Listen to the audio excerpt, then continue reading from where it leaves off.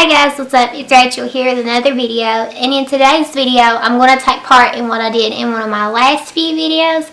I did a video on all about Too Faced, and in that video I was like, what's the first thing that you think of when you think of Too Faced? And it's obviously, for me personally, it was the chocolate bar palettes and all the palettes that are in that longer tin packaging. So today I'm going to do a video all about Urban Decay. It's going to be titled, I'm probably going to title it, Let's Talk About Urban Decay. First thing that I think of when I think of Urban Decay is obviously their naked palettes. The naked palettes have been going on for a long time now, and in my opinion, way too long. Just like with this one, this is the first naked palette. Obviously you probably already know, but they had a funeral for this palette, and apparently it's already dead, but in my opinion all these palettes are dead. So I guess we're going to go ahead and jump into it. Again, before I start this video, I want to say that there's no hate toward Urban Decay. I love Urban Decay. It's one of my favorite brands. I have a ton of products from Urban Decay. It's just my opinion.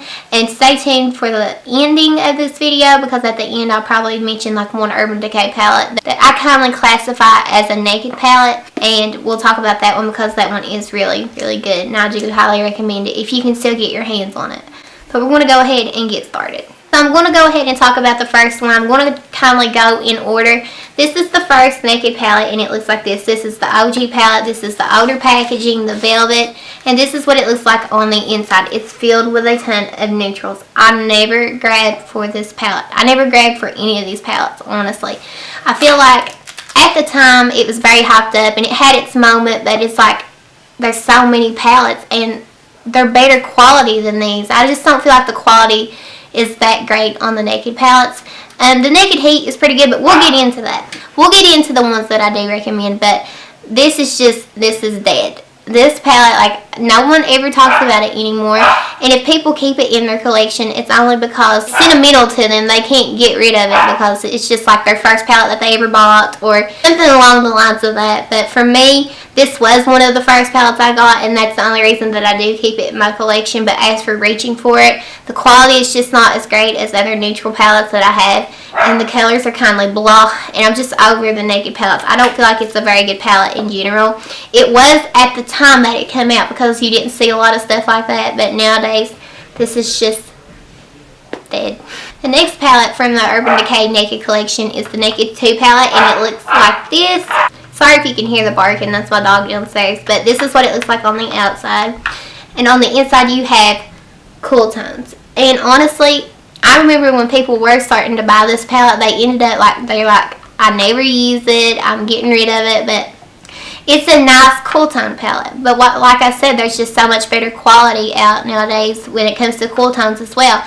Even though a lot of people don't really reach for cool tones, it's just the blah palette. Like, when I don't feel inspired when I grab it. Like with any of these palettes, the quality is just, I feel like Urban Decay has a very stiff formula. And I do like stiff formulas to an extent. Like the Huda Beauty Rose Gold palette, I love that palette. And their mattes and that is stiff, the older version, not the remastered. But this, I mean, I'm just over these naked palettes. Like, I don't see the hype in them anymore. And I know that they're still trying to carry it on. I can tell, like, they're trying their best to keep the naked line going. But this is the Naked 2.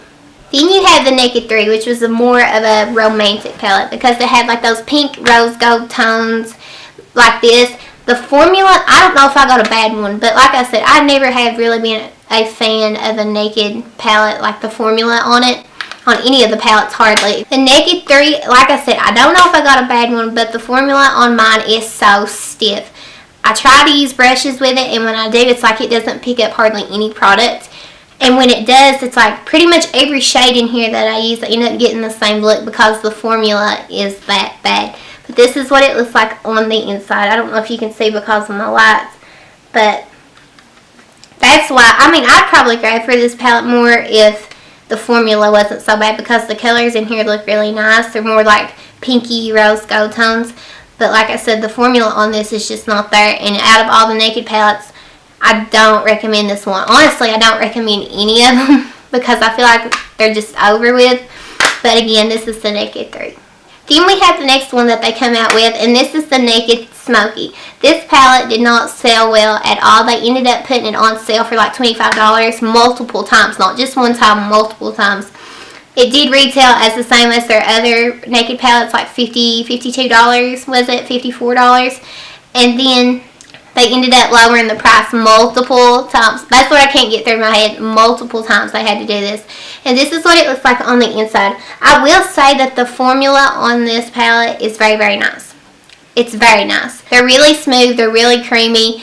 They just blend out so well. And you think with like colors like this, it's going to be a total mess. But it's not. It's very, very nice. So again, there's nothing wrong with this formula. It's just the color selection. A lot of people just, they don't want colors like this. That's why it didn't sell really well. But this is the Naked Smoky, and it's dead too. Obviously, because, do they even sell this anymore? Because I know after they put it on sale, it was took off. And they put it on some website that's like a Shop Hush or something. What are those? I don't know, but this was the Naked Smoky palette. And then we have the Naked Heat palette. This is the one that if you're going to get a Naked palette, this is the one that I would recommend. The only issue that I had with Urban Decay releasing this palette was they released it way too late in the game. They should have done it earlier, and they probably would have sold more. I watched so many videos of people saying, that palette's pretty, but I have so many warm tone palettes and I don't need another one. They waited too late in the game to release this palette. That was their problem. But when you open it up, this is what it looks like. Very pretty warm shades. I feel like the formula is good, just like in the Smoky palette. And personally, if I'm going to grab for an Urban Decay Naked palette, this is the one that I grab for. I used to reach for this a lot, because obviously when I first got it, I was going to reach for it a lot. But then, like I said, I personally had so many warm tone eyeshadows at that time, and I didn't need another one, but I bought it. But I will say that the formula is the same as the Smoky. The formulas are good on these palettes. It's just nobody's reaching for them anymore because they have others. And then the latest palette that they come out with was the Naked Cherry. Now this is actually kind of sad. It's like they were desperate. Like they're trying their very best to keep the Naked collection going around. So they came out with this, and they thought it'd be newer and exciting. They were late to the game on this as well. We have already seen tones like this, these pinky, rosy, mauvey tones.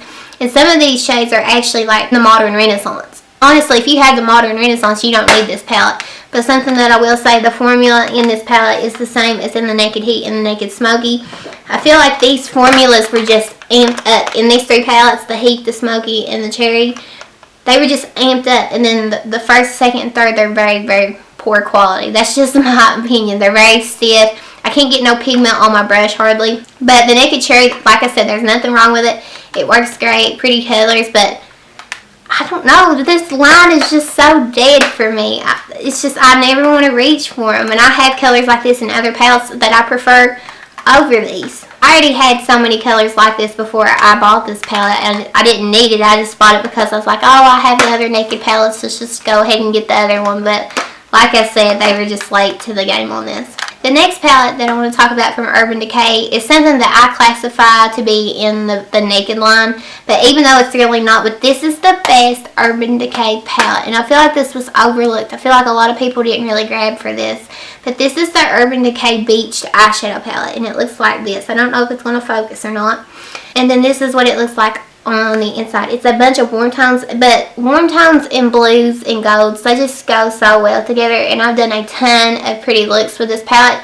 This first shade at the top is called Salt. This is the best inner corner highlighter. It's like for your eyes. You can even use it as a face highlight. It's very pretty, but for your inner corners, it just makes it pop. It's very glowy. It's like a champagne-y, it's like a white gold champagne. It's more champagne. It's not like gold, but it's just so pretty on the inner corner. And these blues go so well together. Every time I wear this palette, people's like, what are you wearing? What are you wearing? It's just so pretty. I feel like this was very overlooked. A lot of people didn't really grab for this. And I don't think the collection lasted that long. And I'm not really sure if you can still get your hands on it. But if you can, this is something that I would highly recommend. Over all of the Naked palettes, I would get this palette instead. Other than that, I wanted to say the palette that I did recommend for the end, because I wanted to go ahead and get into all the Naked palettes. I hope you enjoyed this video. This video was not meant to be hateful, but I feel like it was. It's just I was expressing my opinion. I'm always going to tell you whether I like something or if I don't. Sorry for not having a video up yesterday. I had to work, and then after that I went Christmas shopping, and then Mother Nature took a toll, and it's been a bitch a literal bitch. I am aching everywhere. That's all I wanted to mention in this video. I think that's all the updates that I had to say. But other than that, thank you guys so much for watching, and I will see you in my next video. Bye, guys.